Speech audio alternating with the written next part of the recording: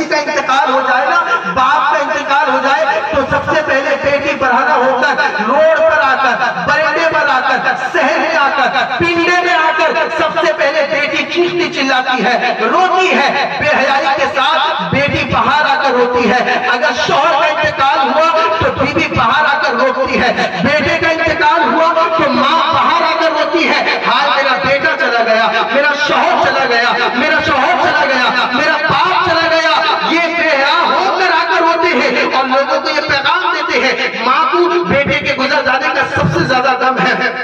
شوہر کا سب سے زیادہ غم ہے۔ اس انداز سے لوگوں کو ذہن دیتے ہیں، لیکن اس ماں کو یہ خبر نہیں کہ اس انداز سے رونا یہ بے حیائی ہے، بیوی کو یہ پتا نہیں کہ اس انداز سے رونا یہ بے حیائی ہے، ماں کو یہ پتا نہیں، بہن کو یہ پتا نہیں کہ اس انداز سے لوگوں کے سامنے آ کے رونا یہ بے حیائی ہے۔ اور مصطفیٰ کریم صلی اللہ علیہ وسلم کو یہ تکلیف دینے والی چیز ہے، سیدہ کو تکلیف دینے والی چیز ہے۔ وہ سیدہ کہتی ہے کہ مجھے اس بات کا خوف ہے کہ میرے مرنے کے بعد میرے جنازے پر اگر کسی کی نظر پڑ جائے تو مجھے تکلیف ہے۔ اس قدر ہماری سیدہ تھی اور ان کی قریب ان کی غلاموں کا حال دیکھے ایسا ہے۔ اور آگے بتاتا چلوں کہ سیدہ پھر کیا، وہ خادمہ پھر کیا کرتی ہے، دوڑے دوڑے گھر سے باہر جاتی ہے، کھجور کی دو ٹہنی لے کر آتی ہے، اور آنے کے بعد کیونکہ اسما حضرت اسما حبشہ کی رہنے والی تھی، باہر گئی اور آئی، آنے کے بعد دو ٹہنی کو اس انداز سے پیچھا کر کے کھڑا کیا، اور کھڑا کرنے کے بعد کہا کہ حبشہ میں جب کسی کا جنازہ نکلتا ہے تو ڈولی کی صورت بنا دی جاتی ہے اور اس کا جنازہ اندر، اور پھر ڈولی کی صورت میں اس کے جنازے کو نکالا جاتا ہے، اور پھر کہہ کر اس کے اوپر ایک کپڑا ڈال دیتی ہے حضرت اسما، اور کہتی ہے کہ اگر اب کسی کی نظر پڑی نا تو یہ کپڑے پر پڑے گی، اب آپ کے کفن پر نہیں پڑے گی۔ تاریخ گواہ ہے جب حضرت اسما یہ پریکٹیکل کر کے بتایا گیا، جب یہ دکھایا گیا تو بابا کے انتقال کے بعد اگر سیدہ نے کبھی مسکرایا ہے تو اس بنا پر مسکرایا کہ اب میرے کفن پر کسی غیر مرد کی نظر نہیں پڑے گی۔ اب سیدہ نے مسکرایا، اس قدر حیادار تھی ہمارے اسلاف، بلکہ وہ پیارے آقا علیہ السلام کے زمانے میں حضرت سیدنا ام خلاد رضی اللہ تعالیٰ عنہ یہ وہ صحابیہ ہیں جن کے شوہر جنگ میں شہید ہو چکے تھے، بیٹا جنگ میں گیا ہوا تھا، اور بیٹے کے تعلق سے اطلاع دی جاتی ہے کہ آپ کا بیٹا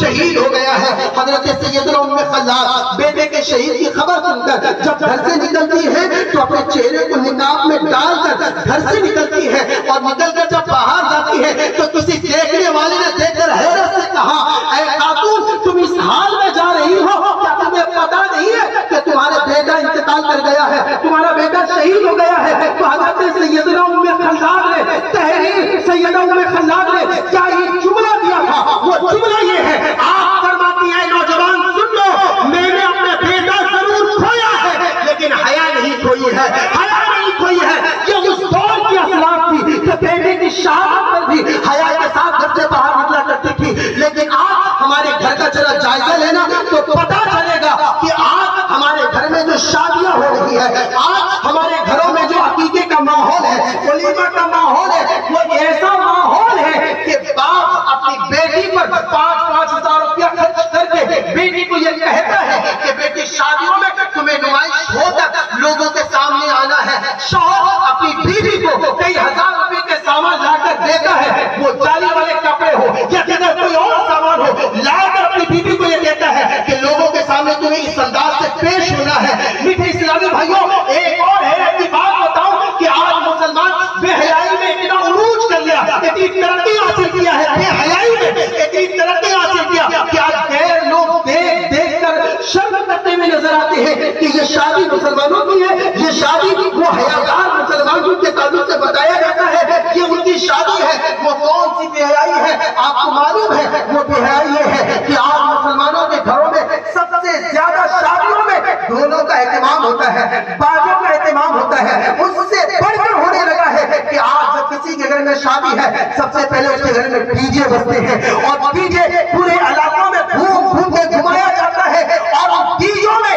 ناچنے کے لیے آج کوئی غیر آ کے نہیں ناچتا ہے، بلکہ ڈی جے میں ناچنے والے اسی گھر کی بیٹی ہوتی ہے، ڈی جے میں ناچنے والے اسی گھر کی عورت ہوتی ہے، ڈی جے میں ناچنے والے اسی گھر کی خاتون ہوتی ہے، اور جانتے ہیں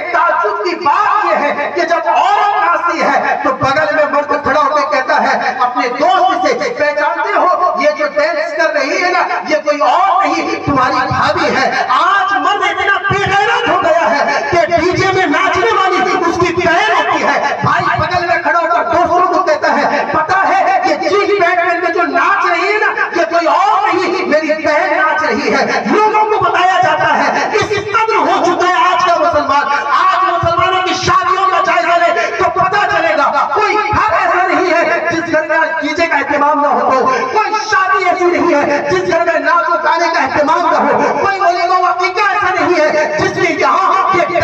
गाने का एहतमाम न रहा हो, बल्कि आज तो जो मगरिब कर न सका था, आज तो मुसलमान वो काम करने पर उतर आया है कि जैसे शादी होती है वलीमा का एहतमाम कल होता है कि स्टेज सजाया जाता है, एक दूल्हा और दुल्हन स्टेज पे बैठते हैं और आने वाला एक मर्द, चाहे वो मुसलमान हो या गैर हो, हर कोई आकर आज उसकी खातून से हाथ मिलाता है, बल्कि गले लगता है और उसके बगल में खड़ा होने वाला मर्द मुस्कुराता हुआ कहता है कि वाह मिल लो अपनी भाभी से मिल लो। इतना बेगैरत हो गया आज का मुसलमान।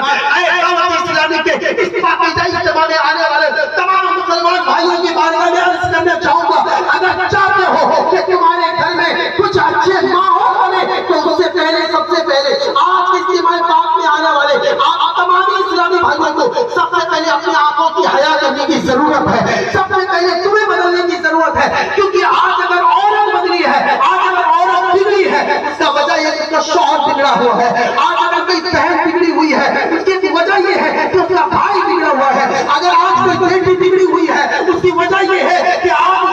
उसका बाप बिगड़ा हुआ है, जिसकी बिना पर आज उसके घर का माहौल धर्म होता हुआ नजर आया है। क्योंकि आज का मर्द इतना बेगैरत हो गया है, मोबाइल में किसी हीरो को देखता है, हीरोइन को देखता है, तो बगल में अपनी बीवी को बैठा कर देखता है और ये खुद वो हाफ कपड़े को देखता है, बीवी को भी दिखाता है। तो क्या मैसेज जाएगा बीवी के पास? बीवी ये समझती है कि मेरा शौहर बेगैरत हो गया है, वो जो देख रहा है मुझे भी दिखा रहा है। अब जब मर्द देखने पर उतर गया तो बीवी सिर्फ देखने पर नहीं उतरती, बल्कि इससे कई बड़े बड़े मामला होने लगे हैं, हालात बिगड़ने लगे हैं। गोया कि आज जो कुछ भी मुआशरे में हो रहा है उस बहन की गलती नहीं है, उस औरत की गलती नहीं है, उस बेटी की गलती नहीं है, बल्कि गलती बाप की है, गलती भाई की है, गलती शौहर की है, क्योंकि इसके बेगैरत होने की बिना पर आज उसका घर बेगैरत हो गया है, इसके बिगड़ने की बिना पर उसका घर बिगड़ गया है। अगर किसी के घर में बाप नमाजी हो, हयादार हो, किसी के साथ जिंदगी गुजारने वाला हो, तकवाशियार हो, परहेजगार हो, तो उसका बेटा भी हयादार होता है। अगर कोई माँ हया के साथ जिंदगी गुजारने वाली होती है तो उसकी बेटी भी हयादार होती है। क्योंकि क्या आप तारीख नहीं पढ़े, जब गौसे आजम की माँ रज़ी अल्लाह तआला जब गौसे आजम को अपनी क्लास में रखे थे तो 18-12 याद कर लिए थे, और जब गौसे आजम दुनिया में आए, मदरसा में गए तो उस्ताद ने पढ़ाया पढ़ो बिस्मिल्लाहिर्रहमानिर्रहीम, तो गौसे आजम बिस्मिल्लाह के साथ साथ 18-12 पढ़ गए तो उस्ताद कहने लगे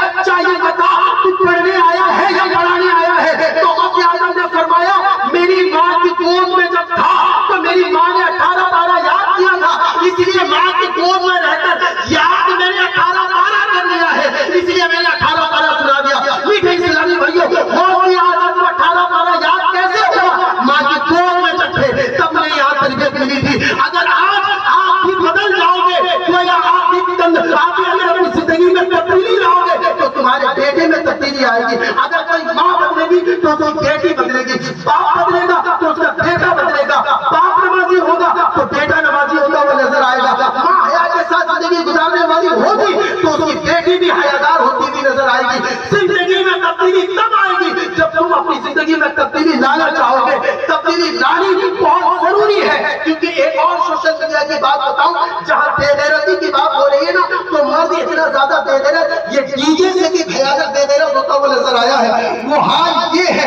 कि इसकी बेगैरती का आलम क्या है? आज मर्द जो मोबाइल इस्तेमाल करता है, मोबाइल को इस्तेमाल करने में एक स्टेटस का ऑप्शन आता है। उस स्टेटस के ऑप्शन में पहले तो ये हुआ करता था कि कोई अच्छी चीजें डाला करती थी, लेकिन आज नौजवान अच्छी चीजों को ये इस्तेमाल करने लगे हैं। कभी पार्टी में होने वाले खुराफात चीजों को डालते हैं, कभी शादियों में होने वाली खुराफात चीजों को डाला करते थे, लेकिन डालते डालते आज का नौजवान इतना बिगड़ गया कि आज का नौजवान अपनी घर की औरतों को, बेटियों को स्टेटस में लगाता है और नीचे लिखता है ये मेरी बेटी है या मेरी माँ है, ये मेरी औरत है या कुछ भी है। इस अंदाज से स्टेटस में घर की रहने वाली जीनत को पूरी दुनिया को दिखाता हुआ नजर आता है। ऐ मेरे मीठे इस्लामी भाइयों, हो क्या गया है? औरत आई थी घर की जीनत के लिए, चार दीवारी की दुल्हन बना के उसे लाया गया था, लेकिन तुमने उसको लाकर बाजार में खड़ा कर दिया, तुमने उसे लाकर मार्केट में खड़ा कर दिया, इसलिए कि तुम बेगैरत हो गए। आज तुम्हारी औरत भी बेगैरत होती हुई नजर आई है। आज जहां पर भी किसी खातून के ऊपर हमला हुआ है, जहां पर भी शहजादी की इज्जत पर हमला हुआ है, उठा कर देखे उस खातून की गलती नहीं होगी, उसके बाप की गलती होगी या उसकी माँ की गलती नहीं होगी, जिसकी बिना पर आज उसकी बच्ची की जिंदगी में ये मामला हुए हैं, उसकी इज्जत पर पर्दा हुई है, इसी उसकी इज्जत पर ये आंच आई है, इसी बिना पर, क्योंकि बाप बिगड़ा है तो बेटी बिगड़ चुकी है, माँ बिगड़ी है तो उसकी बेटी बिगड़ती भी नजर आई है। आज इज्तिमा पाक में आने वाले तमाम इस्लामी भाई अगर ये चाहते हैं कि मेरा घर अमन का रहवाना बने, आप चाहते हैं कि मेरा घर हयातदार बने, अगर आप चाहते हैं कि मेरा घर वफाशियार बने, परहेजगारों का घर बने, मुत्तकियों का घर बने, तो बताने की जरूरत नहीं है। सबसे पहले तुम अपनी जिंदगी में तब्दीली ले आओ, तुम बदल जाओगे, तुम्हारा घर बदल जाएगा, तुम संभल जाओगे, तुम्हारा घर संभल जाएगा। और मुझे इस्लामी भाइयों एक और बात, एक और दिल में लगने वाली बात बताकर चला जाऊं,